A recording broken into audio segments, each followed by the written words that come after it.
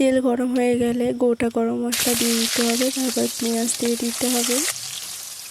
পেঁয়াজটা দেওয়ার পর রসুন বাটা, তারপরে আদা বাটা দিতে হবে,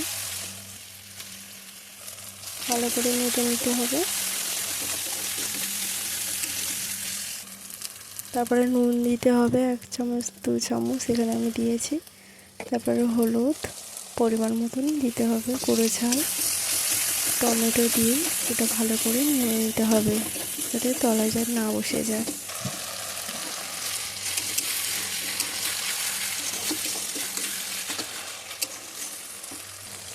কালার হওয়ার জন্য অল্প করে চিনি দিতে হবে।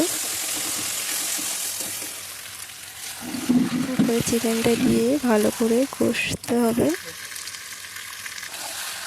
এটা বারবার নাড়তে হবে যাতে তলায় না ধরে যায়। আলু দিয়ে ভালো করে কষিয়ে নেব, কষা হয়ে গেলে জলটা দিয়ে দিতে হবে।